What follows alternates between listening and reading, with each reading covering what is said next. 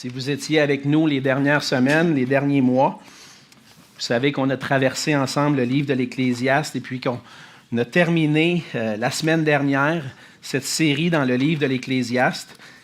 À toutes les fois que je termine un livre, qu'on termine un livre ensemble, j'aimerais ça recommencer parce que j'ai été béni. On voudrait recommencer et dire allez tirer encore des bénédictions de ce livre-là. Mais par la grâce de Dieu, on va passer à un autre livre et puis continuer d'enseigner les mêmes principes qui viennent de la parole de Dieu, qu'on voit dans la parole.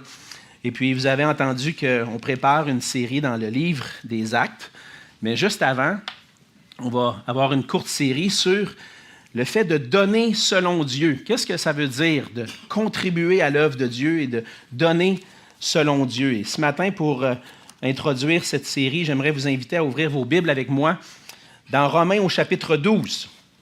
Romains chapitre 12. Et on va lire ensemble les 2 premiers versets. Ce n'est pas un long passage, mais c'est un passage qui a beaucoup de contenu. Donc, on va passer notre temps ensemble ce matin dans les 2 premiers versets de Romains au chapitre 12.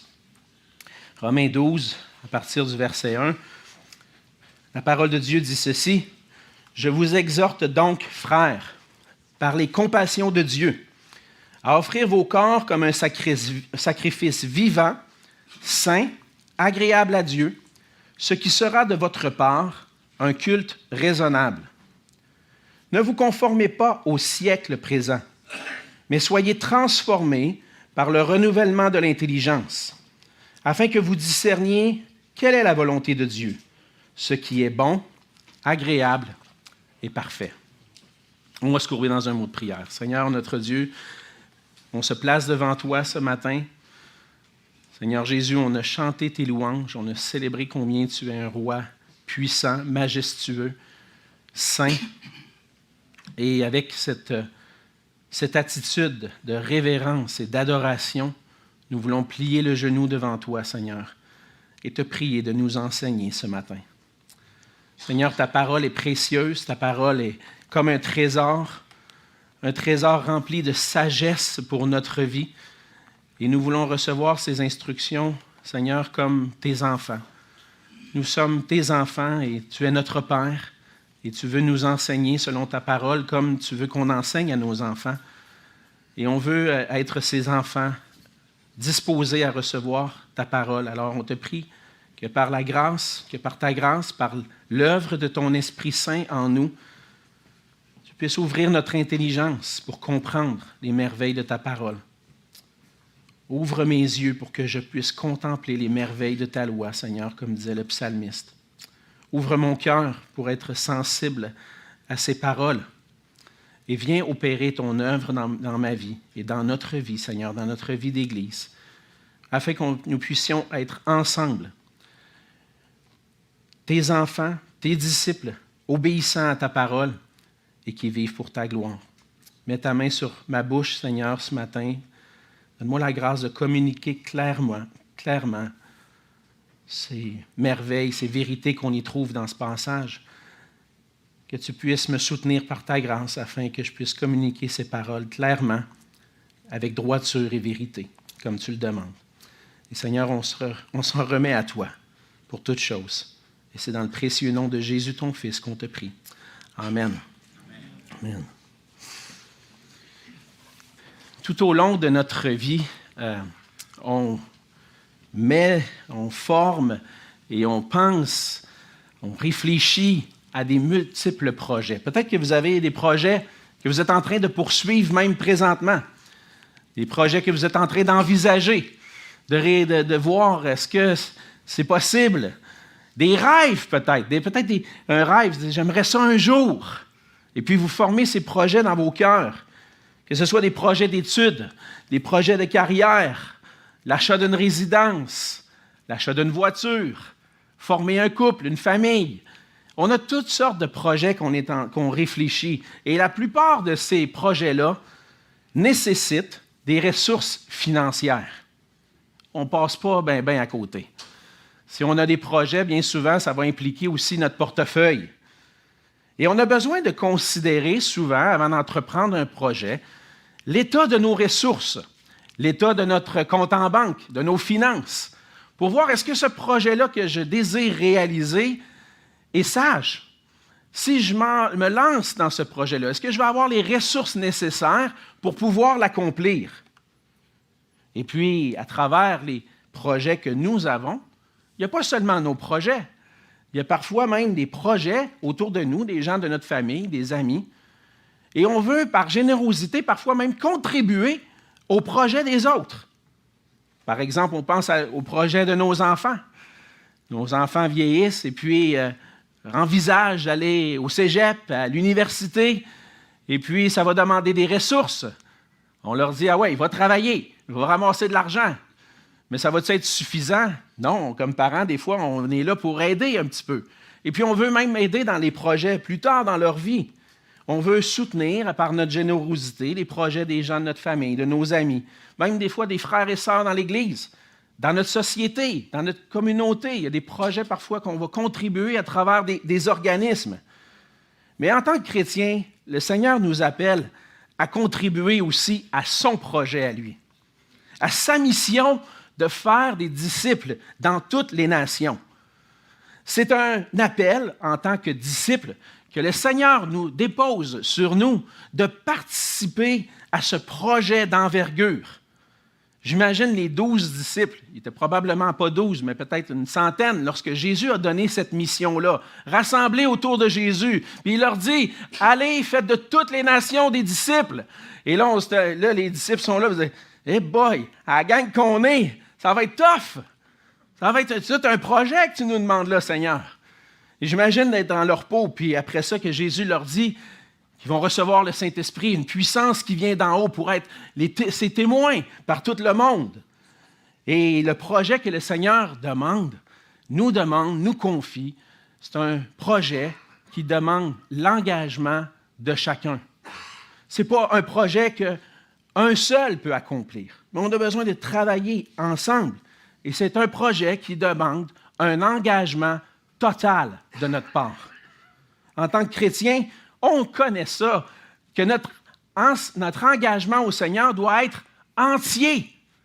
Ah oui, c'est sûr. Et puis on le chante. Seigneur, je te donne toute ma vie. Entre tes mains, j'abandonne tout ce que j'appelle mien. On chante ça. Mais est-ce qu'on le vit réellement? Parfois, c'est difficile. Et surtout lorsqu'il est question de nos ressources financières. On a de la difficulté des fois de laisser tout le contrôle au Seigneur. On commence une courte série de messages, comme je le mentionnais, qui va nous amener à considérer notre façon de donner à Dieu. La Bible parle beaucoup d'argent. Et puis, il y en a qui m'ont dit dernièrement, on n'a pas entendu beaucoup parler d'argent depuis que tu es arrivé comme pasteur. Ah, bien, c'est sûr que les premières années, on n'est peut-être pas le premier sujet qu'on va aborder. Ils vont se dire, coudonc, lui, il est ici pour faire de l'argent. Mais avec le temps, avec la confiance qui se bâtit entre nous, puis avec le Conseil des Anciens, on est rendu à un point où on se dit, peut-être que c'est le moment d'aborder la question, la gestion de nos finances et notre contribution. Comment est-ce que je vais exprimer ma générosité envers le Seigneur et envers les autres? Et lorsqu'il est question de notre générosité envers l'œuvre de Dieu, puis les besoins des autres, il y a souvent une question qu'on se pose. Combien est-ce que je dois donner? Est-ce que le Seigneur a des instructions précises à ce sujet-là dans sa parole? Effectivement, on peut trouver dans la parole de Dieu plusieurs conseils de sagesse par rapport à notre contribution et notre générosité. Mais avant d'aborder la question du comment ou de combien je vais contribuer, on a besoin de se rappeler d'une vérité importante puis de saisir cette vérité-là ensemble, une vérité essentielle. Et à travers le passage de ce matin, on va aborder cette vérité essentielle qui est la suivante, et qui est que puisque Dieu nous a fait don de sa grâce infinie en Jésus-Christ, nous devons en retour lui donner notre vie entière en offrande. Avant même de considérer combien je dois donner au Seigneur ou combien je dois donner à d'autres pour les aider, je dois réaliser que ma vie entière doit être consacrée au Seigneur. On doit consacrer notre vie entière au Seigneur. Et c'est ce que Paul est en train de dire au verset 1 aux Romains en disant « Je vous exhorte donc, frères, par les compassions de Dieu, à offrir vos corps comme un sacrifice vivant, saint, agréable à Dieu, ce qui sera de votre part un culte raisonnable. » Donc, Paul exhorte à offrir nos corps, offrir notre vie entière à Dieu. Mais il va le dire avec une exhortation qui laisse à se poser la question. Il dit « Je vous exhorte donc, frères, par les compassions de Dieu. » Les compassions de Dieu sont comme la motivation pour se donner. Quelles sont les compassions de Dieu? Mais justement, je pense que Paul en parle dans le début du verset en disant « Je vous exhorte donc ». Lorsque je rencontre le mot « donc », on comprend que ça introduit la conséquence d'un acte en particulier. Par exemple, je peux mentionner que la neige est tombée, donc je vais aller pelleter. Hein? Il y a une conséquence au fait que la neige est tombée, je dois sortir pour pelleter. Et en passant, il y a une feuille en arrière pour inscrire votre nom. Donc, écrivez votre nom. Comprenez? Hein? La neige tombe, donc je vais aller pelleter. Et le donc, de quoi Paul parle lorsqu'il dit donc dans le premier verset du chapitre 12? Le mot donc introduit les conséquences de ce qui vient d'être dit. Qu'est-ce qui vient d'être dit? Et on va recommencer avec partir de Romains 1, et puis on va lire Romains 1 jusqu'à 11, et on va comprendre. On ne le fera pas ce matin. Je vais faire un résumé pour vous aider à comprendre le donc. Mais le donc suit juste après une parole de louange que Paul a exprimée à la fin du chapitre 11. Et à la fin du chapitre 11, Paul souligne la miséricorde et la grâce de Dieu, que la miséricorde et la grâce de Dieu sont pour tous, les Juifs tant que les païens, pour toutes les nations. On lit ceci dans Romains 11, à partir du verset 33. « Ô profondeur de la richesse, de la sagesse et de la science de Dieu, que ses jugements sont insondables et ses voies incompréhensibles. Car qui a connu la pensée du Seigneur? Ou qui a été son conseiller? Qui lui a donné le premier pour qu'il ait à recevoir en retour? C'est de lui, par lui et pour lui que sont toutes choses. À lui la gloire dans tous les siècles. Amen. » Profondeur de la richesse, de la sagesse de Dieu. Et cette profondeur qui a été abordée dans les 11 premiers chapitres concerne l'Évangile. Le sujet principal de l'Épître aux Romains, c'est l'Évangile de Jésus-Christ. Et on prend quelques instants ce matin pour se rappeler ce que Paul a dit dans les premiers chapitres. Au chapitre 1 à 3, il va aborder toute la question de l'injustice des hommes. Tous les hommes, qui que nous soyons, tous les êtres humains sont injustes devant Dieu en raison de leurs péchés. On est tous trouvés coupables devant Dieu parce que nous sommes des pécheurs. Et à la fin du chapitre 3, Paul commence à aborder l'idée de la grâce de Dieu qui a été manifestée envers des pécheurs, qu'ils soient juifs ou païens. Et cette grâce-là est venue par Jésus-Christ, qui nous permet de trouver, par la foi en Jésus-Christ, le pardon de nos péchés, la justification. Il permet, dans un sens, le Seigneur, par l'œuvre de Jésus-Christ, que nous soyons trouvés justes devant lui, même si on est injuste. Et tout ça, c'est par la grâce de Dieu, par notre union à Christ, qui, lui, est juste. Et en étant identifié à Jésus-Christ, je peux paraître devant Dieu comme juste. C'est le message de la grâce de Dieu. Et au chapitre 3 et 4, Paul aborde ça. Et le moyen par lequel je vais être justifié devant Dieu, c'est par la foi, en plaçant ma confiance dans le tout suffisant sacrifice de Jésus-Christ, dans son œuvre complète. C'est ainsi que je trouve la justification. que je suis trouvé juste devant Dieu. Au chapitre 5, Paul va aborder la question de la paix et de la réconciliation qu'on trouve avec Dieu par la foi en Jésus-Christ et par notre union à Jésus-Christ. Et au chapitre 6, il va parler des implications de ça. Maintenant qu'on est unis à Jésus-Christ par la foi, qu'on a été justifiés, réconciliés avec lui, trouvés juste en lui, maintenant, on doit marcher dans une vie nouvelle. C'est fini ma vie passée. Maintenant, en Jésus-Christ, je suis ressuscité avec lui. Je suis mort avec lui et ressuscité avec lui dans une vie nouvelle.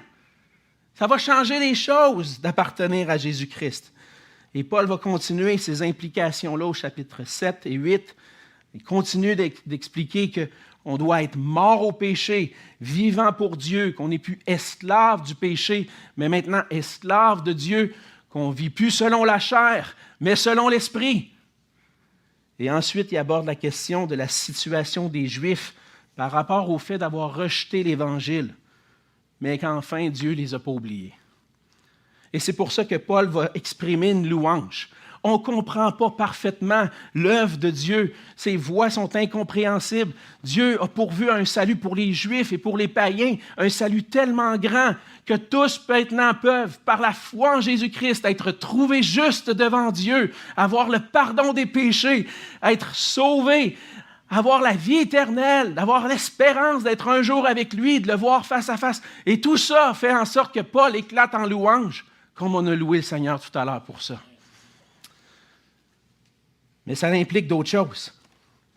Ça implique que pour toutes ces raisons-là, donc, je vous exhorte donc, vous qui avez goûté à toutes les grâces qu'on trouve en Jésus-Christ, maintenant je vous exhorte par la compassion de Dieu, les miséricordes de Dieu manifestées en Jésus-Christ, à offrir vos corps comme un sacrifice vivant.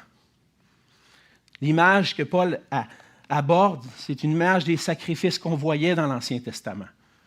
Les sacrifices étaient là pour servir, pour faire en sorte que la victime, l'agneau, le sang versé allait couvrir les péchés pour qu'on puisse s'approcher de Dieu. Mais non seulement cela, il y avait aussi des sacrifices non seulement pour la purification ou encore pour justement couvrir nos péchés pour pouvoir avoir accès à Dieu, mais il y avait aussi des sacrifices d'offrande donnés à Dieu. Et lorsque on arrive dans le Nouveau Testament, les sacrifices d'expiation pour purifier les péchés, il y a quelqu'un qui l'a fait une fois pour toutes. C'est Jésus-Christ. Et lorsqu'on arrive à la question des offrandes, quel genre d'offrande maintenant je dois donner au Seigneur? Une fois que Jésus-Christ a tout accompli pour moi à la croix en se donnant en sacrifice, mais maintenant, c'est toi le sacrifice. C'est toi qui vas s'offrir comme un sacrifice vivant, saint, agréable à Dieu. C'est là un culte raisonnable. C'est là un culte qui est logiquement et spirituellement, je vais le dire l'inverse, spirituellement logique. Christ a tout fait pour moi, maintenant je donne ma vie à Christ.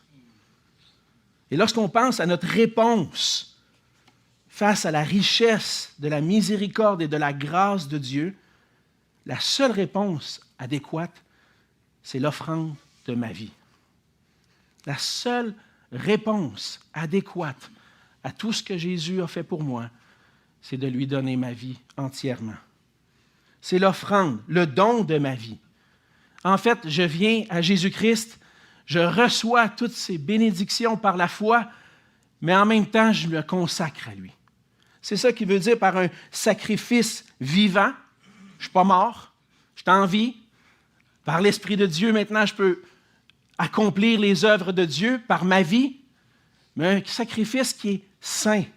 C'est que maintenant, je suis consacré à vivre pour Dieu, mis à part afin de vivre pour la gloire de Dieu. Et lorsque je donne ma vie, c'est un sacrifice vivant, saint, afin de vivre pour lui. Je me donne moi-même. Peut-être que des fois, vous faites des cadeaux, hein, certainement. On en fait tous, hein, des cadeaux. Et puis, nos enfants étaient plus jeunes, ils demandaient des cadeaux à Noël, puis ils nous en demandent encore. Mais des fois, c'était précis. Hein, dans le temps, quand ils étaient plus jeunes, c'était précis. Ils ouvraient le catalogue ou la circulaire du Canadian Tire, ou je ne sais pas, ou du Toys R Us plus, hein, c'est ça. Et puis là, ils entouraient. Ça. J'ai fait la même chose avec moi, le catalogue de distribution aux consommateurs dans le temps. Hein?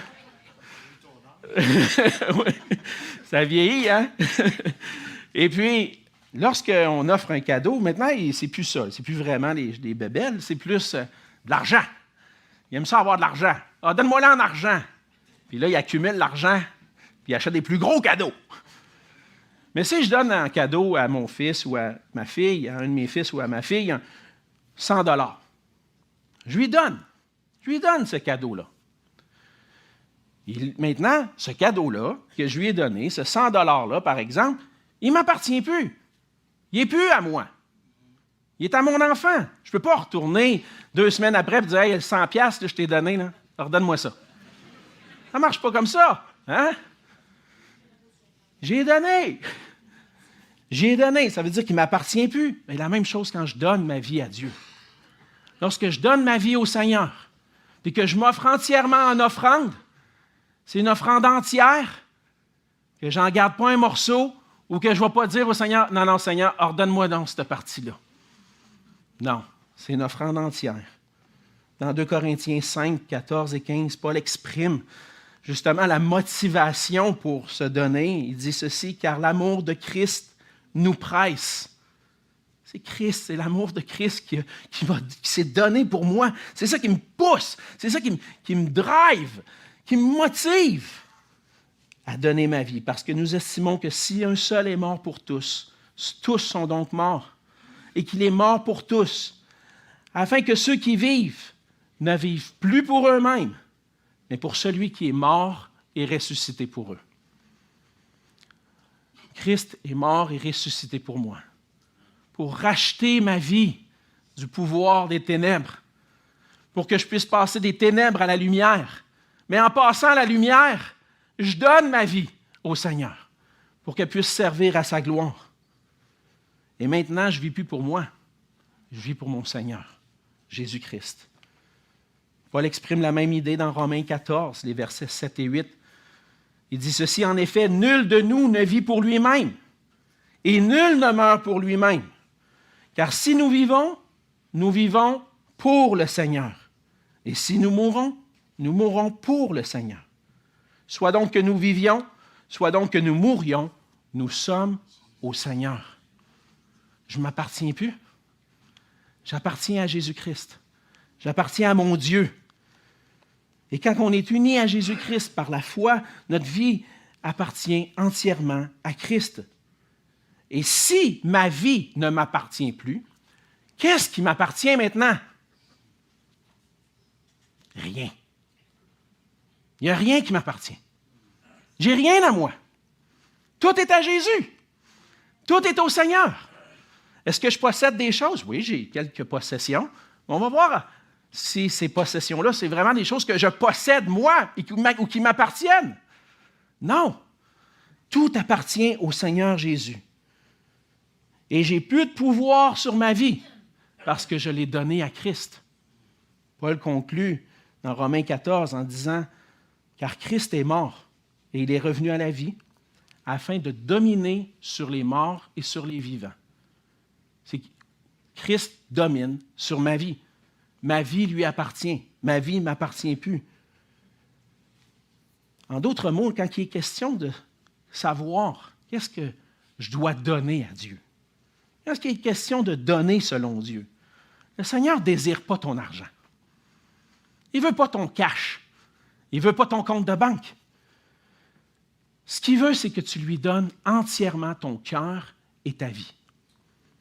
Il ne demande pas juste ton compte de banque. Il demande tout.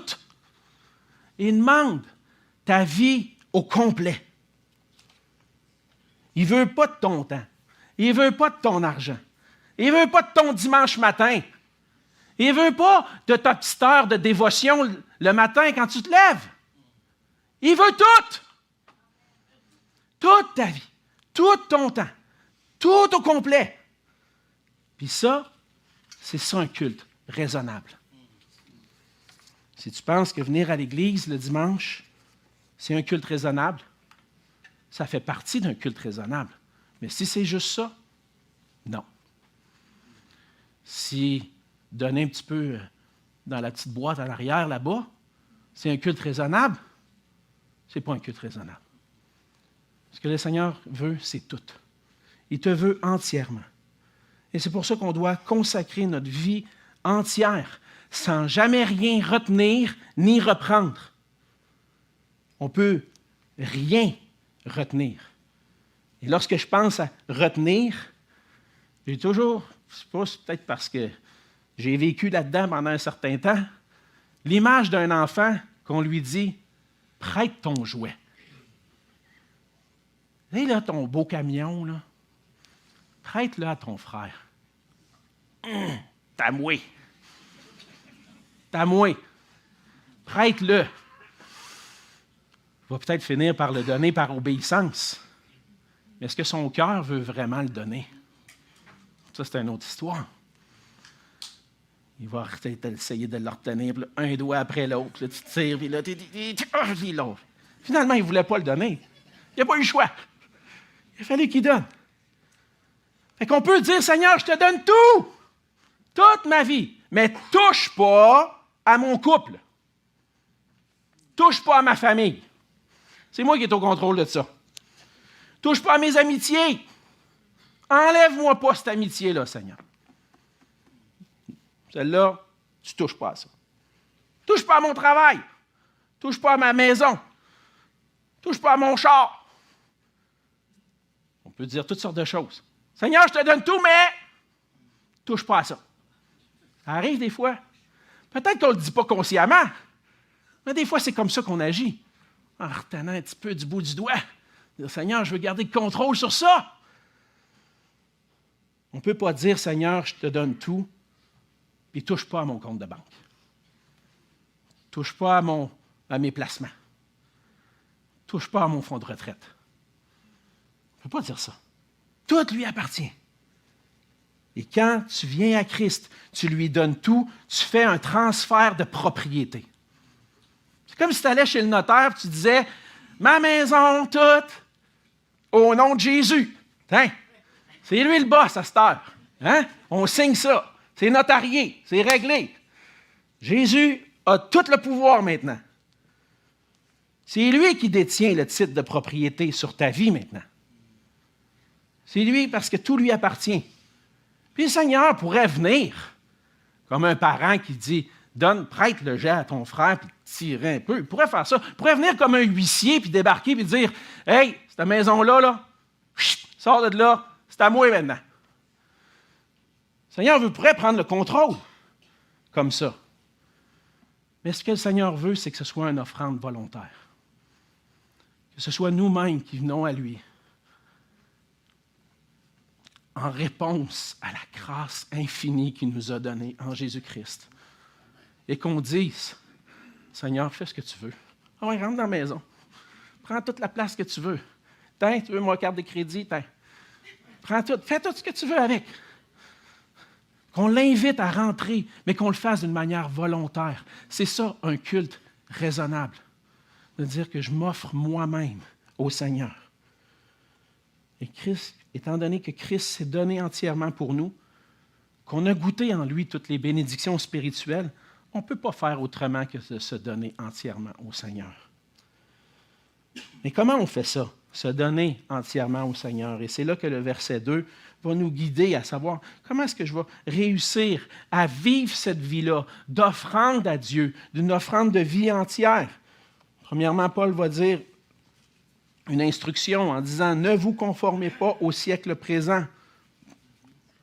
Il y a deux aspects. Il y a l'aspect négatif, ne pas se conformer au siècle présent, et puis l'aspect positif, d'être transformé par le renouvellement de l'intelligence. En d'autres mots, on doit dire non à quelque chose et dire oui à d'autres choses. Et à quoi je dois dire non? Je dois dire non à me conformer à la façon de vivre de notre monde. La façon de vivre, le siècle présent, c'est vraiment cette façon de penser et d'agir qu'on trouve dans le monde. Et on l'a vu dans l'Ecclésiaste, notre monde déchu possède une façon de penser, de voir la vie qui est complètement contraire à la façon dont Dieu voit notre vie. Une façon qui est complètement contraire à la volonté de Dieu pour moi. Parce que c'est un monde, une société affectée par le péché. Et les gens sont rebelles à Dieu et ne veulent pas soumettre leur vie à Dieu par nature. Ça, c'est le monde dans lequel on vit. Non seulement cela, c'est un monde, une société qui est sous l'influence et sous le pouvoir de l'ennemi, du diable. Dans 2 Corinthiens 4, les versets 3 et 4, Paul va dire, « Si notre évangile est encore voilé, il est voilé pour ceux qui périssent, pour les incrédules, dont le Dieu de ce siècle a aveuglé l'intelligence, afin qu'ils ne voient pas briller la splendeur de l'Évangile de la gloire de Christ, qui est l'image de Dieu. » L'ennemi influence. Et comment? En aveuglant l'intelligence, en ne permettant pas de saisir et de comprendre la grâce de Dieu qui se trouve en Jésus-Christ, de ne pas comprendre l'Évangile. Et nous-mêmes, lorsqu'on était pécheurs, avant de connaître Christ, on était comme ça. En Éphésiens 2, on l'a vu ensemble, les versets 1 à 3, Paul rappelle ce qu'on était avant de connaître Christ. Vous étiez morts par vos offenses et par vos péchés, dans lesquels vous marchiez autrefois, selon le train de ce monde, selon le prince de la puissance de l'air, de l'esprit qui agit maintenant dans les fils de la rébellion.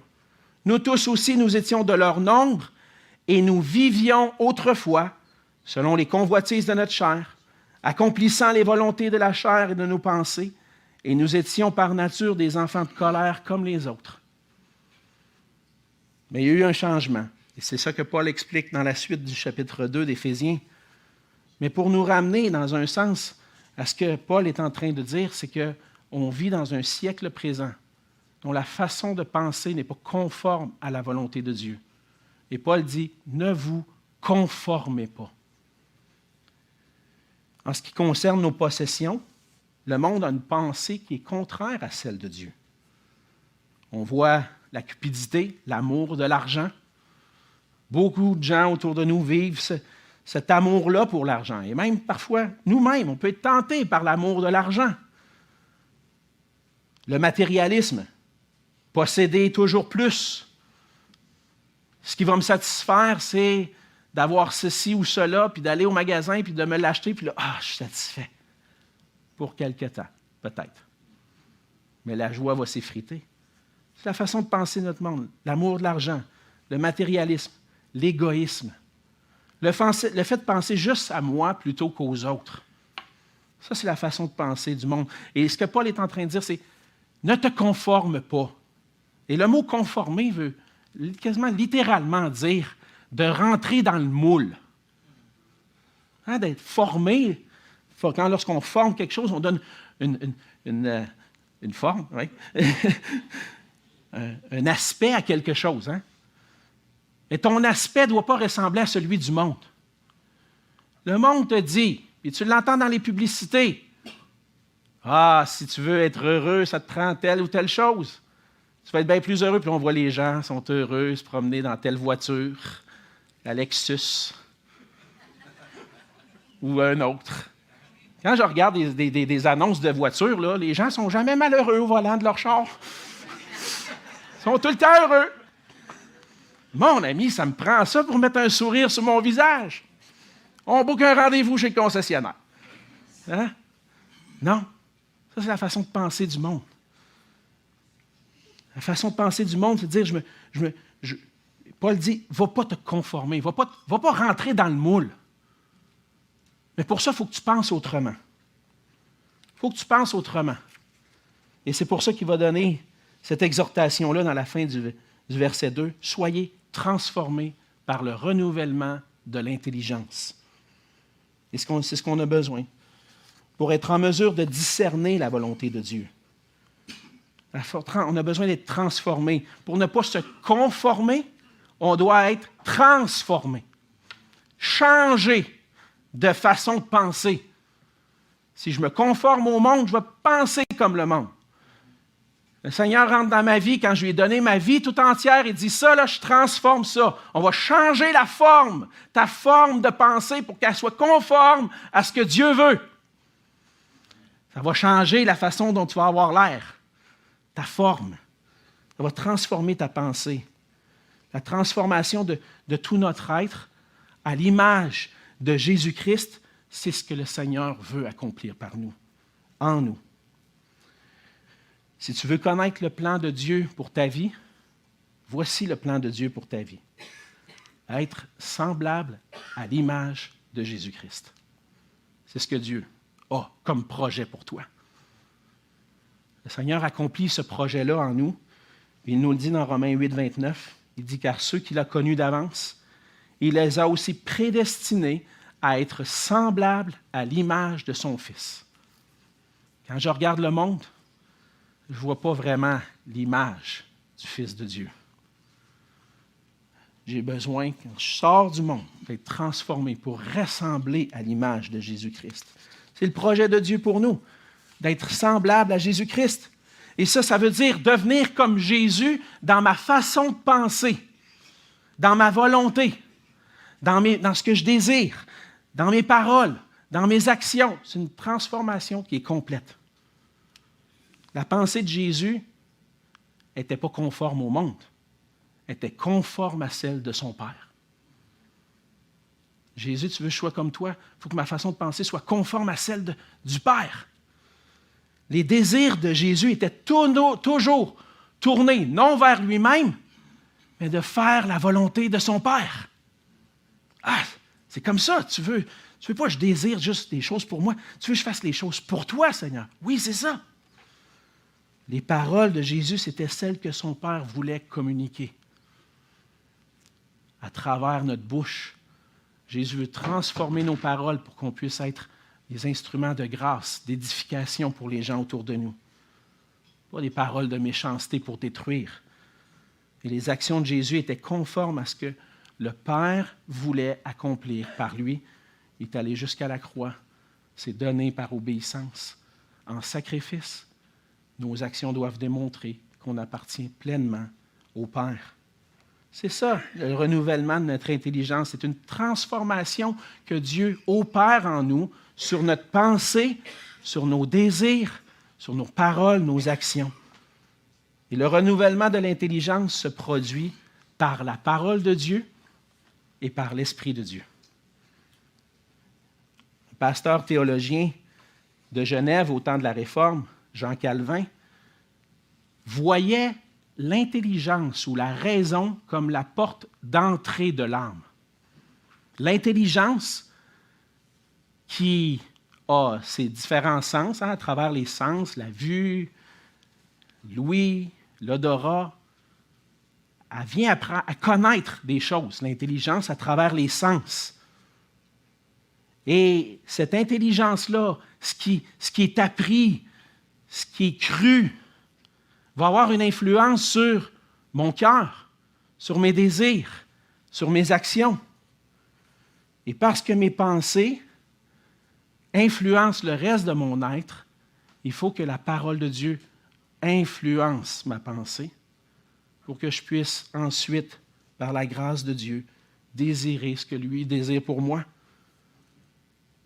Le Seigneur veut nous sanctifier par sa parole. On connaît bien ce verset, Jean 17, 17. Jésus prie, sanctifie-les par ta vérité, ta parole est la vérité. Comment le Seigneur va opérer ce changement d'intelligence, cette transformation de ma façon de penser? C'est par sa parole. Parce que c'est par sa parole que le Seigneur révèle sa volonté pour ma vie. C'est dans sa parole que j'ai toutes les... Je comprends son plan parfait pour ma vie. Depuis la création jusqu'à la nouvelle création, Dieu révèle son plan pour moi. Qu'est-ce qu'il veut? Qu'est-ce qu'il attend de moi? Et mon obéissance, ce qu'il attend, c'est que je lui obéisse à sa parole, que mon cœur soit tourné vers lui. Et lorsque mon intelligence est transformée, l'Esprit de Dieu agit pour que ça ait une influence sur mon cœur, sur mes désirs, sur ma façon d'aimer, sur ma façon d'être. Et le Seigneur a un but dans tout ça. Ce renouvellement de l'intelligence a pour but qu'on puisse être en mesure de discerner quelle est la volonté de Dieu. Qu'est-ce que Dieu veut de moi? En fait, si lorsque je me conforme au monde, je suis en train de dire, moi je rentre dans le moule du monde, puis je fais ce que le monde veut. En tant que chrétien consacré à Christ, qui s'offre en sacrifice vivant, ça change tout. Et maintenant, c'est qu'est-ce que Dieu veut de moi? Et ce que Dieu veut, c'est tout. Il veut te transformer, mais il veut que ta vie entière lui appartienne. On a vu ensemble que tout appartient à Dieu et qu'on doit être, dans un sens, non seulement des gens qui possèdent des bénédictions qui viennent de Dieu, mais plutôt des bons gestionnaires de ce qui lui appartient. C'est ça que le Seigneur veut transformer. Ce que tu possèdes, là, c'est plus à toi. C'est pas à toi. Ça appartient au Seigneur. Oui, mais pourquoi le Seigneur me le donne? Pour que tu sois un intendant fidèle de ce qu'il te confie. Le Seigneur te donne du temps, gère-le pour sa gloire. Il te donne des ressources financières, c'est pour sa gloire. Tu dois te conformer à ce que le Seigneur te demande. Le Seigneur ne nous demande pas de posséder les biens qu'il nous confie, mais d'être des gestionnaires des biens qu'il nous confie. C'est un peu comme quand je m'en vais à la banque, ça m'arrive. Ou peut-être plus en ligne maintenant. J'aime ça faire les choses en ligne. Je dis, bon, là, je prévois. Hein, dans le futur, je vais peut-être un jour prendre ma retraite, puis il y a peut-être un autre pasteur qui va venir à Saint-Hubert, et que je vais avoir besoin de vivre dans le rendu là. Hein? Fait qu'on place un peu d'argent pour notre retraite. Mais des fois, je regarde, puis je regarde les fonds, puis j'analyse les fonds. Je vais investir là-dedans. Ils ont eu des bons résultats dans le passé. Fait que je vais investir là. Mais quand je prends, disons, 1 000 $, puis je dis, dans tel fonds, je prends mon argent, il est à moi, au Seigneur, mais je le confie à quelqu'un. Et quand je leur confie dans ce fonds-là, c'est parce que je m'attends qu'ils vont être des bons gestionnaires de mon argent, qu'elle va porter du fruit, qu'elle va se multiplier pour qu'un jour je puisse en retirer un intérêt, puis continuer de pouvoir vivre. C'est la même chose avec le Seigneur. Le Seigneur nous confie des choses, puis il s'attend que ce qu'il nous confie puisse profiter pour sa gloire. Maintenant, le Seigneur m'appelle à être un bon gestionnaire. Ça veut dire que je vais consulter sa volonté dans sa parole pour savoir qu'est-ce que je fais avec ce que tu me donnes, Seigneur, avec ce que tu me prêtes. Je vais rechercher peut-être des conseils de frères, de sœurs dans le Seigneur pour avoir la pensée de Dieu, puis gérer mes choses comme il faut pour la gloire de Dieu. Puis je vais probablement chercher à soutenir, certainement chercher à soutenir la mission de Jésus-Christ pour que d'autres puissent entendre l'Évangile et être des disciples de Christ et être généreux dans l'Église ou autour de moi pour que d'autres puissent avoir tous leurs besoins comblés. Pour donner, selon Dieu, j'ai besoin de me donner moi-même, puis de rechercher à être transformé dans ma façon de penser et de voir mes finances et ce que je possède, pour que tout soit pour la volonté de Dieu. Et la question qui vient ce matin, c'est, est-ce que ta vie est entièrement consacrée à Jésus-Christ? Oui, on parle de ce que tu dois donner, mais ça commence avec l'offrande de ta vie. Si ta vie est entièrement consacrée à Jésus-Christ parce que tu as cru l'œuvre qu'il avait accomplie pour toi sur la croix, tu as compris, saisi par la foi qu'il était ressuscité des morts pour te donner la vie éternelle, maintenant tu consacres ta vie à lui. Mais est-ce que tu es armé de cette pensée que tout lui appartient maintenant? Est-ce que tu vois tes possessions comme un don de Dieu qui te confie une part de ce qui lui appartient pour que tu sois un bon gestionnaire, ou tu vois ça comme ça m'appartient, je fais ce que je veux avec? Es-tu prêt à soumettre ta vie totalement au Seigneur et même ce que Dieu te confie? Ce que Dieu veut, c'est qu'on puisse vivre ensemble pour sa gloire, en gérant de la bonne façon ce qu'il nous confie. Évidemment, ça ne veut pas dire que je ne garderai rien pour moi et que je n'ai pas besoin de... Tu sais, on a des besoins essentiels manger, se vêtir, avoir un toit, me déplacer. On a des besoins essentiels. Mais lorsque je donne ma vie à Jésus-Christ, peut-être qu'il y a des choses non essentielles que je voyais essentielles qui vont vraiment devenir non essentielles. Ça va changer ma façon de voir mes besoins. Gérer nos ressources financières pour la gloire de Dieu, ça ne s'apprend pas du jour au lendemain. On a besoin de grandir, d'être sanctifié dans ça aussi. Mais ça doit commencer aujourd'hui, avec une consécration entière de toute ta vie au Seigneur. T'es-tu consacré au Seigneur? Frères et sœurs, c'est notre désir ensemble de briller, de vivre pour la gloire de Dieu, qu'on soit entièrement consacré à lui en étant des gestionnaires fidèles pour sa gloire. Prions. Seigneur notre Dieu, on veut te dire merci pour ta parole qui nous enseigne. Oui, Seigneur, lorsqu'on considère tout ce que tu as fait pour nous à la croix, ton amour pour nous, ta grâce infinie, Seigneur, la seule réponse possible, c'est l'offrande de ma vie, entière pour toi et pour ta gloire. Seigneur, je te prie, je te remercie pour ce passage qui parlait à mon cœur, qui m'a fait grandir dans la façon de voir mes biens, mes possessions, de me rappeler, Seigneur, que je ne suis qu'un gestionnaire. Et Seigneur, ma prière, c'est que chacun d'entre nous puissions être entièrement consacrés à toi, afin d'être des gestionnaires fidèles, afin que ton nom soit glorifié dans nos vies et par tout le monde. Et c'est dans le nom de Jésus que je te prie.